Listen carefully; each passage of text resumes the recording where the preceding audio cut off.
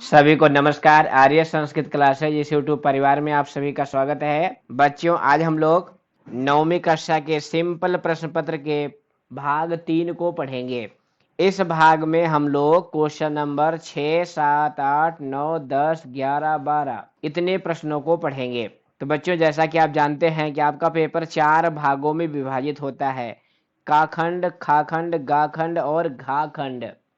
तो भाग 1 में हम लोगों ने खंड का को पढ़ा था, भाग 2 में खंड खा को पढ़ा था। आज भाग 3 में खंड गा को पढ़ेंगे, जो कि है अनुप्रयुक्त व्याकरणम, और यह 25 अंक का है।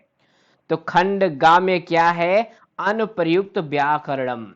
तो आज की वीडियो बहुत महत्वपूर्ण होने वाली है, क्योंकि आज हम लोग व्याकरण के प्रश्न को पढ़ेंगे।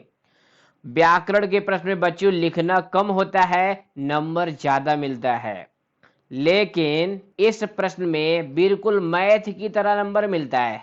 या तो यस या तो नो मिलेगा तो पूरा, नहीं तो जीरो। तो आज की वीडियो बिल्कुल जल्दबाजी में न देखें, आराम से देखें, जिससे आप व्याकरण के सभी प्रश्न परीक्षा में सही कर सके और संस्कृत के पेपर में आप 80 में 80 अंक प्राप्त कर सकें। तो बच्चों, आपका 5वां प्रश्न होता है संधि का। देखिए, यहाँ पर प्रश्न लिखा गया है, अधोलिखितानाम पदानाम, नीचे लिखे गए पदों का संधि पदम, संधि छेद पदम वा कुरुत।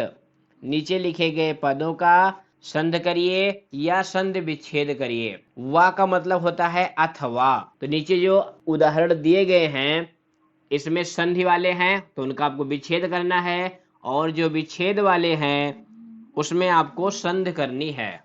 और इसमें भी आपको 5 दिए गए हैं, 4 करने हैं। देखिए, लिखा गया है केवलम प्रश्न चतुष्टयम, केवल 4 करने हैं, और ये 4 अंक का प्रश्न है।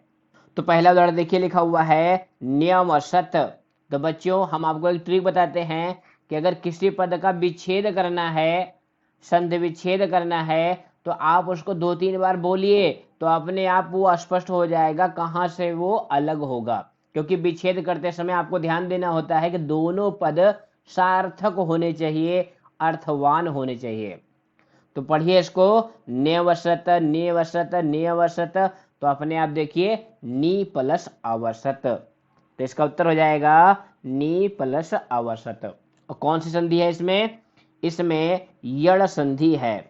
ना के बाद ई है, उसके बाद आ है। तो जो ई था वो या में बदल गया। तो कौन सी संधि है? यड़ संधि है। आपका दूसरा उदाहरण है जगत प्लस ईसा। तो बच्चों, आपने व्यंजन संधि में पढ़ा है कि यदि वर्ग का प्रथम वर्ण पद के अंत में आया हो, तो उसके स्थान पे उसी वर्ग का तृतीय वर्ण हो जाता है।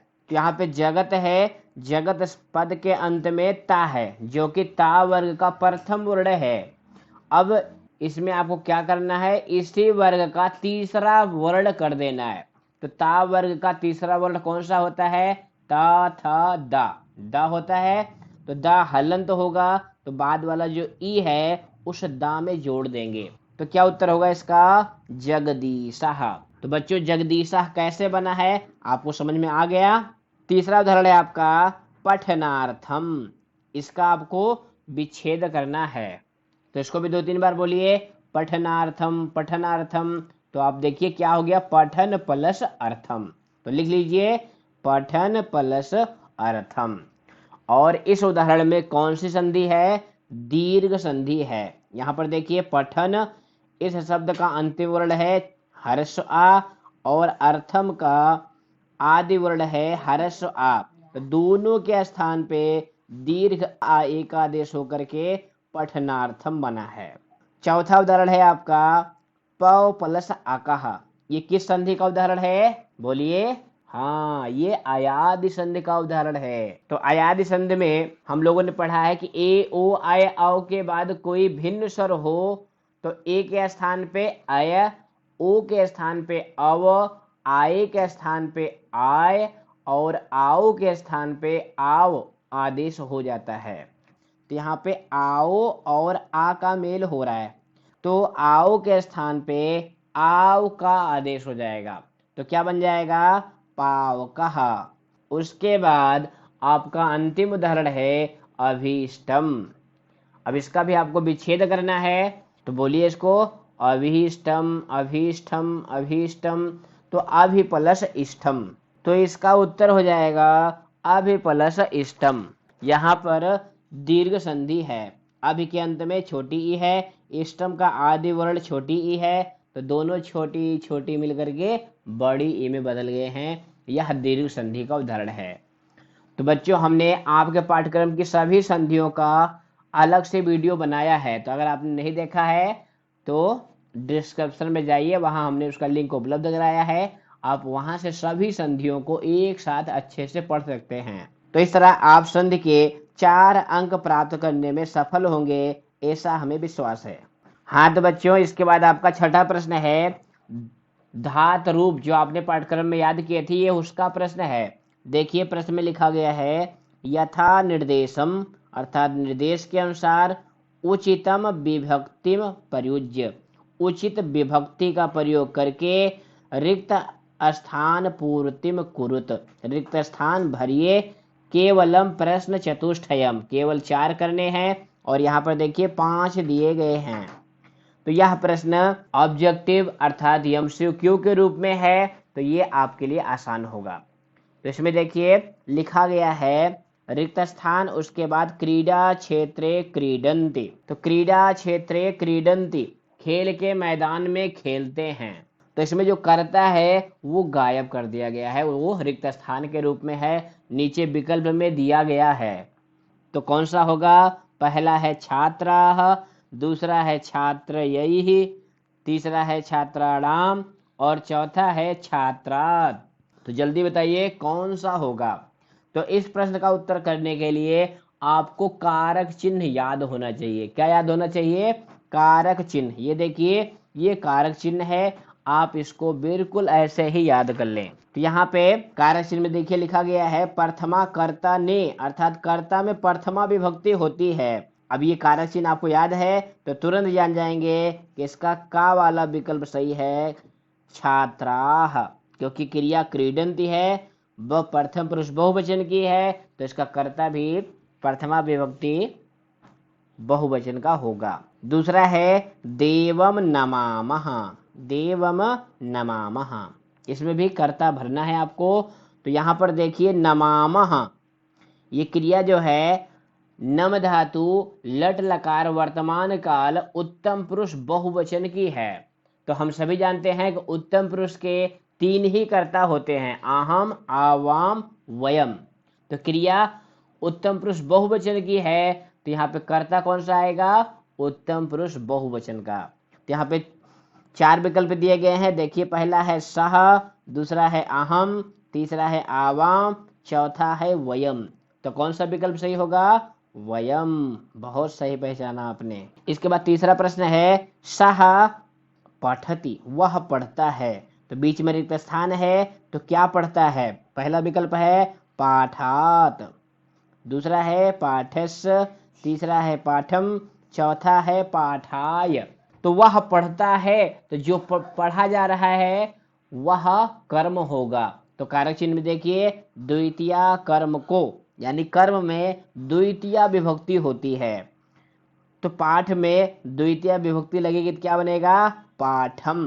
तो आपका तीसरा विकल्प सही होगा, पाठम। तो बच्चों पढ़ने में आनंद आ रहा है ना, क्योंकि ये व्याकरण है, बिल्कुल इसको एकाग्रचित्र होकर अपने मन में बैठाइए, तभी ये व्याकरण समझ में आएगा और आप व्याकरण के 25 अंक प्राप्त करने में सफल होंगे। तो कोई जल्दबाजी नहीं, आराम से आप समझिए, एक एक टॉपिक को अच्छे से समझते रहिए। इसके बाद आपका चौथा वाक्य है नाम देवदत्तः अस्ति, नाम देवदत्त है। उसके बाद विकल्प है मम मेरा, अहम मैं, अस्माकम हमारा, तस्मात उससे। तो कौन सा विकल्प सही होगा, बहुत सही, क्योंकि आप लोग बताते रहते हैं मम नाम विवेका अस्ति, मम नाम विशाला अस्ति इत्यादि। तो यहाँ पे मम सही होगा, जो पहला विकल्प है मम, मम नाम देवदत्तः अस्ति। तो इस प्रश्न का अंतिम खंड है पुस्तकालय अत्र का विभक्ति अस्ति, पुस्तकालय इस पद में कौन सी विभक्ति है। पहला है तृतीया, दूसरा है चतुर्थी, तीसरा है पंचमी, चौथा है सप्तमी। तो किसी पद में कौन सी विभक्ति है यह जानने के लिए हमें उस पद का मूल शब्द जानना पड़ेगा। तो पुस्तकालय, इसका मूल शब्द है पुस्तकालय, जो कि आकारांत पुल्लिंग शब्द है बालक की तरह। तो बालक का बालकीय रूप कहाँ बनता है? सप्तमी विभक्ति एक वचन में। तो पुस्तकालय, इसमें कौन सी विभक्ति होगी? सप्तमी। तो आपका चौथा विकल्प सही हो जाएगा। तो इस तरह से कारक चिन्ह को याद करते हुए आप इस प्रश्न के लिए निर्धारित 4 अंक को प्राप्त करेंगे। इसके बाद आपका 7वां प्रश्न है धातु रूप भरने का। तो आपने कई सारी धातुओं के रूप भी याद किए हैं। तो देखिए यहाँ पे प्रश्न में लिखा हुआ है उचित लकारम प्रयुज्य, उचित लकार का प्रयोग करके, क्रियापदम चित्वा, क्रियापद का चयन करके, वाक्यानि पूरयत, वाक्य भरिए, केवलम प्रश्न चतुष्टयम, केवल 4 करने हैं, यहाँ पर 5 दिया है। तो बच्चों यहाँ पर क्रियापद भरना है, तो उसके लिए हमने एक तालिका बनाई है। ये देखिए, कर्ता और क्रिया की तालिका। तो ये तालिका बिल्कुल आप मन में बैठा लीजिए। आप जानते हैं संस्कृत में 3 वचन होते हैं, 3 पुरुष होते हैं। तो 3 गुणे 3, तो कुल 9 प्रकार के कर्ता होते हैं और सभी लकारों में 9 क्रियापद लिखा होता है। तो प्रथम पुरुष सा तौ ते, ये पुल्लिंग के कर्ता है। स्त्रीलिंग में होगा सा ते ताह और नपुंसक लिंग में होगा तत ते तानि। और जो नाम वाले पद होते हैं वो सब भी प्रथम पुरुष के कर्ता माने जाते हैं। उसके लिए हमने यहाँ पे संकेत दिया है P1, P2, P3। P1 का मतलब प्रथम पुरुष एक वचन। उसके बाद मध्यम पुरुष में तम इवाम यूयम, इसके लिए हमने संकेत दिया है M1, M2, M3। उसके बाद उत्तम पुरुष का 3 कर्ता होता है अहम, आवाम, वयम, उसके लिए संकेत है U1, U2, U3। इसी तरह से क्रियापद भी हमने इसको P1, P2, P3, M1, M2, M3, U1, U2, U3। इस तरह से आप P1 कर्ता को P1 क्रिया से मिलाइए, क्योंकि ये तालिका आप इस प्रश्न को हल करने में आपकी बहुत सहायता करेगी। आपकी जानकारी के लिए हम आपको एक बात और बताना चाहते हैं कि जो ये मध्यम पुरुष और उत्तम पुरुष के कर्ता होते हैं ये केवल 3 होते हैं। इसीलिए जो इनकी क्रिया है वह निश्चित है। इसको हम ऐसे याद कर सकते हैं, ये दोनों 2 दिल एक जान होते हैं, इससे ही इनकी पहचान होती है। ये क्या है? 2 दिल एक जान है, इसलिए इनकी इससे पहचान है। अब जैसे पठामी, E1 की क्रिया आ गई, तो अब इसका कर्ता होने की सामर्थ्य केवल अहम में है और कोई पठाम का कर्ता नहीं हो सकता। इसी तरह से पठसी, इस क्रिया का कर्ता केवल तुम हो सकता है और कोई पद नहीं हो सकता। तो ये कुछ बातें हैं जिनका आप ध्यान रखें। अब आइए प्रश्न को हल करते हैं। तो पहला प्रश्न है आपका अहम प्रातः देवालयम।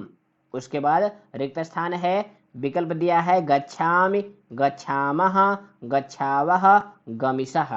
तो अभी हमने आपको तालिका के द्वारा बताया। तो अहम के साथ क्या आएगा? अहम U1 का करता है, तो इसके लिए U1 की क्रिया आएगी, तो क्या हो जाएगा? गच्छामि। हो गया ना आपके लिए आसान? ये तालिका कर्ता और क्रिया की तालिका याद करिए, 100% आप इस प्रश्न को करने में आप सफल होंगे। इसका उत्तर आप चुटकियों में कर लेंगे। दूसरा प्रश्न है छात्राः विद्यालये पठनाय। उसके बाद रिक्त स्थान है, विकल्प दिया गया है गच्छति, गच्छतः, गच्छन्ति, अगच्छाम। अब यहाँ पे छात्राः ये संज्ञा पद है, अर्थात नाम है, बहुवचन का है। तो ये किस पुरुष का करता है? प्रथम पुरुष का, और बहुवचन का करता है। तो इसकी जो क्रिया होगी वो भी P3 की होगी। तो कौन सी होगी? गच्छन्ति। हो गया ना आपके लिए आसान? क्योंकि छात्रा प्रथम पुरुष बहुवचन का करता है, तो इसके लिए जो क्रिया आएगी वो भी प्रथम पुरुष बहुवचन की आएगी। तीसरा वाक्य है आपका ते स्वाजंतुशालाम। उसके बाद रिक्त स्थान है, विकल्प दिया गया है गमिष्यति, गमिष्यन्ति, गमिष्यसि, गमिष्याम। तो इसका कौन सा विकल्प सही होगा? यहाँ पे ते, ते मतलब वह सब। यहाँ देखिए तालिका में भी दिया गया, ते मतलब वह सब, ये P3 का सब्जेक्ट है। तो इसकी जो क्रिया होगी वो भी प्रथम पुरुष बहुवचन की होगी। तो प्रथम पुरुष बहुवचन की यहाँ पे एक ही क्रिया है, गमिष्यन्ति। तो ये हो जाएगी आपका ख खंड सही हो जाएगा, गमिष्यन्ति। इस वाक्य में एक बात और ध्यान देने वाली है कि यहाँ देखिए प्रश्न में लिखा गया है स्वा। स्वा का मतलब क्या होता है? टुमारो, अर्थात आने वाला कल। तो इसके लिए लिरिट लकार भविष्य काल का प्रयोग होता है, ये भी आप ध्यान रखें। चौथा वाक्य है त्वम हयः कुत्र, उसके बाद रिक्त स्थान है, विकल्प दिया गया है अगच्छत, अगच्छः, आगच्छम, गमिष्यसि। तो इस वाक्य में जो हयः, यह अव्यय पद आया हुआ है, इसका अर्थ होता है यस्टरडे, अर्थात बीता हुआ कल। तो इसके अर्थ में लंग लकार भूतकाल की क्रिया प्रयुक्त होती है। तो तुम जो है ये M1 का सब्जेक्ट है, तो इसके लिए M1 की क्रिया आएगी। तो कौन सी क्रिया होगी? अगच्छः, क्योंकि लंग लकार में रूप चलता है अगच्छत, अगच्छताम, अगच्छन, अगच्छः, अगच्छतम, अगच्छत, अगच्छम, अगच्छाओ, अगच्छाम। तो ये आप रूप याद रखेंगे तो आपके लिए आसानी होगी। तो इसके लिए सरल तरीका यही है, किसी भी एक धातु का आप 5 लकार में रूप याद कर ले, किसी भी एक धातु का, उसी आधार पे आप अन्य धातुओं के रूप बना लेंगे। इस प्रश्न का अंतिम खंड है वयम गृहम प्रति, रिक्त स्थान है, विकल्प दिया गया है गच्छामि, चलन्ति, चलामः, चलावः। तो ये वयम जो है कहाँ का करता है बताइए? बहुत सही, U3 का, अर्थात उत्तम पुरुष बहुवचन का करता है। तो इसका जो क्रियापद होगा वो क्या होगा? चलामः। हो गया ना आपके लिए आसान? ये तालिका याद रखिए, आप 100% इस प्रश्न को सॉल्व करने में सफल होंगे। हाँ तो बच्चों, इसके बाद आपका 8वां प्रश्न है उपपद विभक्ति का। देखिए यहाँ पे प्रश्न लिखा गया है कारको उपपद विभक्तिम आश्रित, कारक और उपपद विभक्ति को आधार बना करके उचित पदानि, उचित पद को विकल्पेभ्यः चिनुत, विकल्प से चुनिए। अर्थात कारक और उपपद विभक्ति का आश्रय लीजिए और उचित पद रिक्त स्थान में भरने के लिए विकल्प से चुनिए। तो पहला प्रश्न है परितः वनानि सन्ति। परितः का अर्थ होता है चारों ओर, तो चारों ओर वन हैं। तो यहाँ पे कौन सा भरेंगे? ग्रामात, ग्रामम, ग्रामः, ग्रामे। तो बच्चों आपने पढ़ा है ना अविता, परितः, समया, निक्षा, प्रतियोगी, अब द्वितीया। तो परितः ये उपपद विभक्ति का उदाहरण है। तो परितः के योग में द्वितीया विभक्ति होती है। जिन्होंने ये नियम याद रखा है तुरंत वो कहेंगे इसमें ग्रामम सही है। क्या सही है? ग्रामम, क्योंकि परितः के योग में द्वितीया विभक्ति होती है। दूसरा वाक्य है आपका बालिका रिक्त स्थान सह आपणम गच्छति।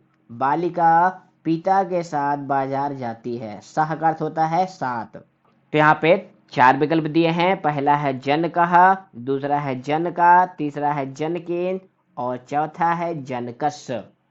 तो सह जिसका अर्थ साथ होता है, इस पद के योग में तृतीया विभक्ति होती है। कौन सी विभक्ति होती है? तृतीया। इन सब बातों को हमने अनुवाद वाली वीडियो में अच्छे से बताया है। तो अगर आपने अनुवाद वाली वीडियो नहीं देखा है, अनुवाद की वीडियो मात्र 25 मिनट की है, तो ऊपर आई बाल को क्लिक करके अनुवाद की वीडियो आप देख लेंगे। तो यहाँ पे सह के योग में कौन सी विभक्ति होगी? तृतीया। तो कौन सा विकल्प सही होगा? गा खंड जनकेन। इसके बाद आपका तीसरा प्रश्न है श्री रिक्त स्थान नमः। विकल्प है गुरुवे, दूसरा है गुरुम, तीसरा है गुरुहु, चौथा है गुरोह। तो नमः के योग में कौन सी विभक्ति होती है? अभी इसके पहले वाले वीडियो में यानी पार्ट 2 में हमने पढ़ा था कि जिसको भी नमः पद के द्वारा नमस्कार करते हैं उसमें चतुर्थी लगाते हैं, क्योंकि यह वाक्य अनुवाद में भी आया था गुरु को नमस्कार है। तो वहां पे हमने आपको अनुवाद बताया था गुरुवे नमः। तो हमने आपको बताया भी था कि नमः वाला उदाहरण बहुत पूछा जाता है।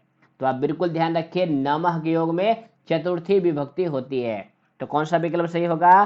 काखंड गुरुवे। श्री गुरुवे नमः, गुरु को नमस्कार है।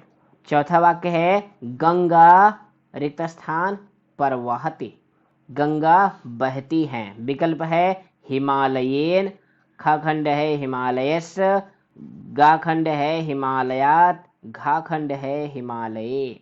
तो यह प्रश्न भी अनुवाद में आया था, गंगा हिमालय से निकलती है। तो आप व्याकरण वाले में अनुवाद में देख लेना, दोनों में कुछ ना कुछ मिल जाएगा आपको, क्योंकि यह वाक्य वहां भी आया है और यहाँ भी आया है। तो हमने आपको बताया था कि अलगाव में पंचमी विभक्ति होती है, तो गंगा हिमालय से अलग होगी तो पंचमी आएगी। तो कौन सा विकल्प सही होगा?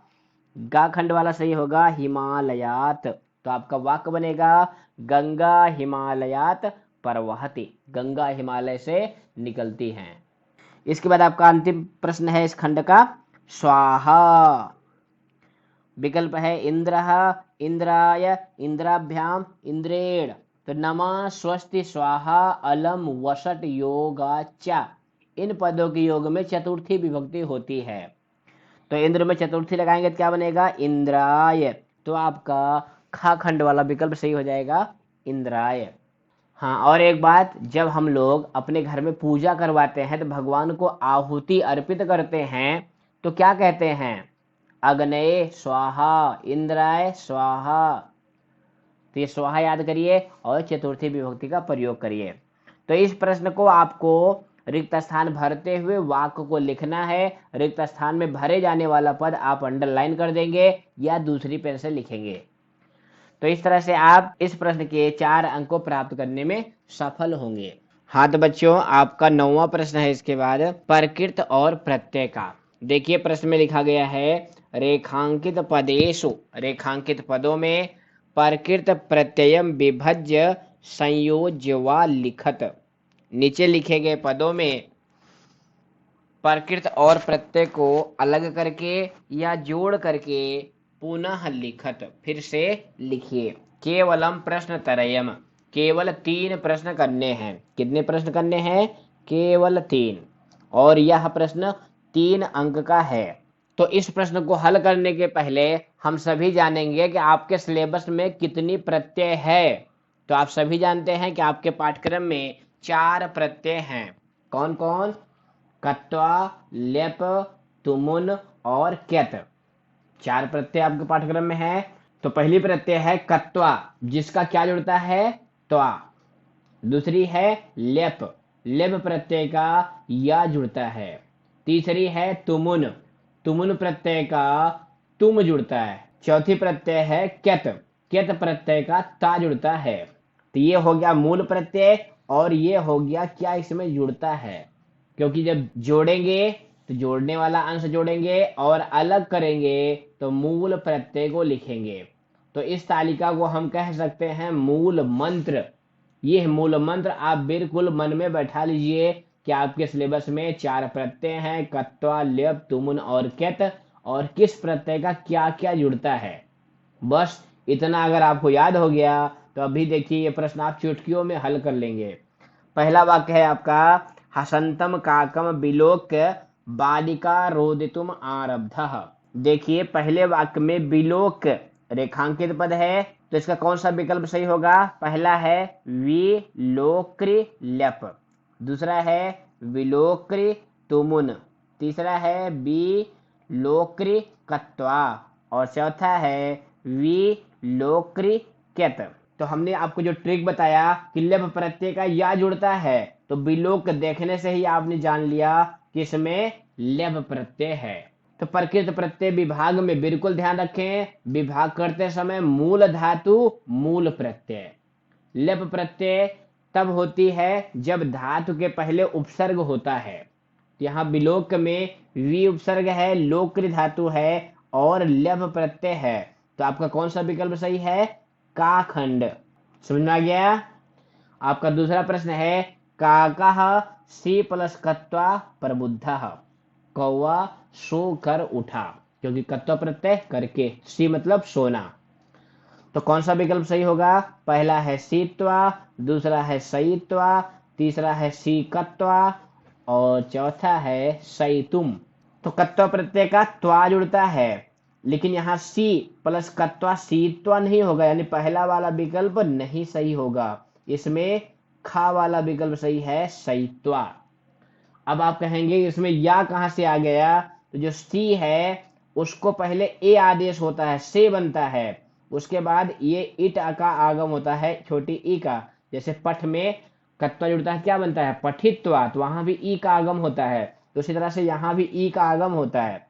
तो सा का जो ए हो गया, ए के स्थान पे आय का आदेश हो जाता है, किस संधि के द्वारा, अयादि संधि के द्वारा। उसके बाद आ जो है सा में लग गया, और या के ऊपर छोटी ई की मात्रा लग गई, और त्वा आपका जुड़ गया, तो क्या बन गया, सईत्वा। तो वाक्य बन गया काकः सईत्वा प्रबुद्धः। तीसरा प्रश्न है आपका, बालकः विद्यालयं गंतुम न इच्छति, बालक विद्यालय नहीं जाना चाहता है। तो गंतुम, अब तुम आ गया, तो आपने तुरंत जान लिया कि तुम केवल तुमन प्रत्यय में आता है। तो कौन सा विकल्प इसका सही है, गम प्लस तुमन, गम प्लस कत्वा, गम प्लस कत्वा और गम प्लस तुमन। तो यहाँ एक गम ही है और का में है गम, तो मूल धातु मूल प्रत्यय, तो मूल धातु है गम, तो आपका विकल्प सही होगा का खंड गम प्लस तुमन। इसके बाद चौथा प्रश्न है आपका, चिरकालम भवने चित्र विचित्र वस्तून दृष्ट्वा बालिका विस्मयम गता। देर तक भवन में चित्र विचित्र वस्तुओं को देखकर बालिका विस्मित हो गई। यहाँ पे दृष्ट्वा, इसमें कौन सी प्रत्यय है बताइए, कत्वा प्रत्यय, बहुत सही। मूल धातु क्या है, तो कौन सा विकल्प सही होगा, पहला है दृश्य प्लस तुमुन, दूसरा है दृश्य प्लस ल्याप, तीसरा है दृश्य प्लस कत्वा और चौथा है दृश्य प्लस मतुप। तो कौन सा विकल्प सही होगा, गाखंड दृश्य प्लस कत्वा। तो ये जो मूल मंत्र है, इस मूल मंत्र को बिल्कुल अपने मन में बैठा लो, तो आप प्रत्यय के 3 अंक प्राप्त करने में 100% सफल होंगे। इसके बाद आपका 10वां प्रश्न आएगा संख्या लेखन का। देखिए प्रश्न लिखा गया है, अंका नाम स्थाने उचित संख्या पदान लिखत, केवलम प्रश्न चतुष्टयम। अंकों के स्थान पे उचित संख्या का प्रयोग करना है और केवल 4 प्रश्न करने हैं, और ये आधे आधे नंबर के, इस तरह से ये 2 अंक का प्रश्न है। कितने अंक का, 2 अंक का, यानी आपके पेपर में 2 अंक की संख्या आएगी। तो आप सभी 1 से लेकर के 100 तक संख्या याद कर लें। तो यहाँ पर देखिए हमने 1 से लेकर 50 तक संख्या दी गई है। 1 से 4 तक तीनों लिंगों में भिन्न भिन्न होते हैं। देखिए यहाँ पे एकः एका एकम, द्वौ द्वे द्वे, त्रयः तिस्रः त्रीण, चत्वारः चत्सरः चत्वारि। तो ये संख्या में आप इसका ध्यान रखें कि 1 से लेकर के 4 तक संख्याएं तीनों लिंगों में अलग अलग प्रयुक्त होती हैं। जैसे एकः बालकः, एका बालिका, एकम फलम। इसके बाद 5 से लेकर के आगे की सभी संख्याएं तीनों लिंगों में एक जैसी होती हैं। तो ये देखिए, ये 5 से लेकर के 30 तक है, उसके बाद ये 31 से 50 तक हैं। तो आप वीडियो को रोककर इन संख्याओं को कॉपी में नोट कर लें, क्योंकि संख्या का प्रश्न आपके पेपर में 2 अंक का जरूर आएगा। तो पहला वाक्य है आपका भरने के लिए, अस्माकम कक्षायाम छात्राः सन्ति। हमारे कक्षा में 40 छात्र हैं। तो 40 को संस्कृत में क्या कहते हैं, चत्वारिंशत्। क्या कहते हैं, चत्वारिंशत्। दूसरा प्रश्न है, एकस्मिन् मासे प्रायशः दिनानि भवन्ति। एक महीने में प्रायः 30 दिन होते हैं। तो 30 को संस्कृत में क्या कहते हैं, त्रिंशत्। क्या कहते हैं, त्रिंशत्। तीसरा प्रश्न है आपका, अहम प्रातः 9 वादने विद्यालयं गच्छामि। मैं सुबह 9 बजे विद्यालय जाता हूँ। तो 9 को संस्कृत में 9 ही कहते हैं। तो क्या लिखेंगे, 9। बहुत आसान है, हम लोग बोलते भी 9 हैं और लिखते भी 9 हैं। उसके बाद चतुर्थ वाक्य है, सः वादने दंड धावनम करोति। वह 6 बजे मंजन करता है। तो 6 बजे, तो 6 को संस्कृत में क्या कहते हैं, षट। तो सः षट वादने दंत धावनम करोति। इस खंड का अंतिम प्रश्न है मम हस्तौ अस्तः, मेरे दो हाथ हैं। तब यहाँ पर दो, तो ये 1 से 4 तक हमने बताया ना तीनों लिंगों में अलग अलग होते हैं, तो ये जो आगे विशेष है उसके अनुसार होंगे। तो यहाँ पे हस्तौ, ये बालकों की तरह पुल्लिंग का द्विवचन है, तो पुल्लिंग में दो को क्या कहेंगे, दो। तो यहाँ पे दो के लिए भरेंगे दो। तो इस तरह से आप 1 से लेकर 100 तक संख्या याद कर लें तो आप ये 2 नंबर प्राप्त कर सकते हैं। उसके बाद आपका 11वां प्रश्न है उपसर्ग का। देखिए प्रश्न लिखा गया है अधोलिखित पदेश उपसर्गम संयोज्य विभज्य व लिखत। नीचे लिखे गए पदों में उपसर्ग को जोड़कर या उपसर्ग को अलग कर लिखिए। केवलम प्रश्न चतुष्टयम, केवल 4 करने हैं और ये भी आधे आधे अंक के हैं, अर्थात 2 अंक का ये प्रश्न है। तो उपसर्ग का प्रश्न बहुत आसान होता है। यहाँ पर देखिए हमने उपसर्ग की एक ट्रिक बनाई है। आप ट्रिक के माध्यम से पूरे 22 उपसर्ग, जो कि संस्कृत में कुल कितने उपसर्ग होते हैं, 22 उपसर्ग होते हैं। तो इस ट्रिक के माध्यम से आप पूरे 22 उपसर्ग को याद कर सकते हैं। ये ट्रिक जो है वीर तुम बढ़े चलो, वीर तुम बढ़े चलो, इस गीत पर है। तो कैसे पढ़ेंगे इसको, पर परा परी प्रति अधि अभि अति अपि, पर परा परी प्रति अधि अभि अति अपि, दुर्दुष निर्निश, दुर्दुष निर्निश, विषम आंगनी अनु औ सु उत उप अप। तो ये 22 उपसर्ग हैं, इनको इस तरह से अगर आप याद करेंगे तो याद कर लेंगे। अब आते हैं प्रश्न पे। तो पहला प्रश्न है आपका वितरती। तो सबसे आसान प्रश्न होता है उपसर्ग का, तो इसमें कौन सा उपसर्ग है, वी प्लस तरती। अब आपके मन में आएगा कि हम उपसर्ग क्यों जोड़ते हैं, आखिर भाषा में उपसर्ग का प्रयोग क्यों होता है। तो उपसर्ग जोड़ने से जो क्रियापद होता है उसका अर्थ बदल जाता है। अब यहाँ पर देखिए तरत क्रियापद है, तरत मतलब तैरता है, पानी में तैरता है, लेकिन वी उपसर्ग लग गया तो बन गया वितरती। वितरत का मतलब क्या होता है, वितरण करता है, प्रदान करता है, किसी को देता है।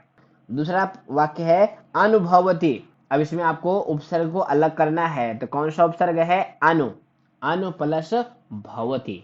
भवती का अर्थ होता है, अनु उपसर्ग लग जाने से कि अनुभवती का अर्थ हो गया अनुभव करता है। तो उपसर्ग जो होते हैं उस क्रियापद के अर्थ को बदल देते हैं, इसीलिए उपसर्ग जोड़े जाते हैं। और उपसर्ग किसी भी धातु के पहले जुड़ते हैं, प्रत्यय उसके बाद में जुड़ते हैं। तीसरा है आपका निर प्लस गच्छति। तो यहाँ पर देखिए निर, इसमें रा हलंत है, उसके बाद गच्छति का गा है, तो जो रा है वो गा के ऊपर लग जाएगा, तो क्या बन जाएगा, निर्गच्छति। है ना आसान। चौथा है अनुसरंति। इसमें कौन सा उपसर्ग है, अनु, तो क्या लिखेंगे, अनु प्लस सरंति। उसके बाद पांचवा है वी प्लस हरंति। तो जोड़ेंगे तो क्या बनेगा, विहरंति, विहार करते हैं अर्थात घूमते हैं। तो इस तरह से आप पूरे 22 उपसर्ग याद करिए और 2 अंक प्राप्त करिए। इसके बाद आपका 12वां प्रश्न है अव्यय पद को भरने का। देखिए प्रश्न लिखा गया है कोष्ठकेभ्यः शुद्ध्यम अव्यय पदम चित्वा रिक्त स्थानम पूरयत। कोष्ठक में अर्थात ब्रैकेट में अव्यय पद दिए गए हैं, उसमें से शुद्ध का चयन करके रिक्त स्थान भरिए। केवलम प्रश्न चतुष्टयम, केवल 4 करने हैं और ये भी 2 अंक का है, अर्थात एक एक रिक्त स्थान आधे आधे अंक का है। तो पहला वाक्य देखिए यहाँ पे लिखा गया है त्वम कस्य गच्छसि। ब्रैकेट में दिया गया है पूर्वतः परितः। पूर्वतः का अर्थ होता है सामने और परितः का अर्थ होता है चारों ओर। तो अभी हम लोगों ने उपपद विभक्ति वाले प्रश्न में पढ़ा था कि परितः के योग में द्वितीय विभक्ति होती है। तो यहाँ पे देखिए कस्य लिखा हुआ, कस्य मतलब किसके, तो पूर्वतः इसके योग में षष्ठी विभक्ति होती है। पूर्वतः माने होता है सामने, तो इसमें क्या भरेंगे, पूर्वतः। तो वाक्य बनेगा तुम कस्य पुरतः गच्छसि, तुम किसके सामने जाते हो। तो पूर्वतः का अर्थ होता है सामने, पृष्ठतः का अर्थ होता है पीछे, वामतः का अर्थ होता है बाईं ओर और दक्षिणतः का अर्थ होता है दाहिनी ओर। इन चारों पदों के योग में षष्ठी विभक्ति होती है। दूसरा वाक्य है आपका अशोक राजा आसीत, अशोक राजा था। तो यहाँ पे पूरा और वृथा दो अव्यय पद ब्रैकेट में लिखे गए हैं। पूरा का अर्थ होता है पहले अर्थात प्राचीन काल में, और वृथा का अर्थ होता है व्यर्थ में अर्थात बेकार। तो इसमें कौन सा अव्यय पद भरेंगे? पूरा। पूरा अशोक राजा आसीत, प्राचीन काल में अशोक राजा था। तीसरा प्रश्न है निर्णया न करणीयः, निर्णय नहीं करना चाहिए। और ब्रैकेट में लिखा हुआ है सहसा कुत्रापि। सहसा का अर्थ होता है एकाएक, और कुत्रापि का अर्थ होता है कभी भी। तो क्या भरेंगे इसमें? सहसा। और वाक्य बनेगा सहसा निर्णया न करणीयः, हमें एकाएक कोई भी निर्णय नहीं करना चाहिए, भली प्रकार से सोच विचार कर निर्णय करना चाहिए। चौथा वाक्य है कक्षायाम, उसके बाद रिक्त स्थान तिष्ठ, कक्षा में बैठो। पहला है यद्यपि, दूसरा है तूषणीम। तो यद्यपि का अर्थ होता है यद्यपि, और तूषणीम का अर्थ होता है शांत। तो इसमें तूषणीम भरेंगे। कक्षायाम तूषणीम तिष्ठ, कक्षा में चुप होकर बैठो अर्थात शांत बैठो। इस खंड का अंतिम वाक्य है कलहम कुर, कलह करो। कलह मतलब झगड़ा, और ब्रैकेट में लिखा है वृथा और माँ। तो वृथा का अर्थ होता है बेकार में, और माँ का अर्थ होता है मत अर्थात निषेध अर्थक ये अव्यय पद है जो कि निषेध करता है, मना करता है। तो कलहम कुर, इसमें क्या भरेंगे? माँ। कलहम माँ कुर, झगड़ा मत करो।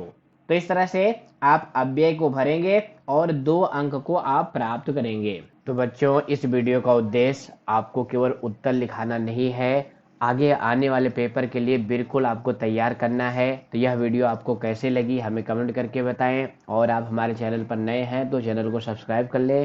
फिर मिलेंगे अगली भाग में। सर्वेभ्यो नमो नमः, पुनर्मिलामः, धन्यवादः।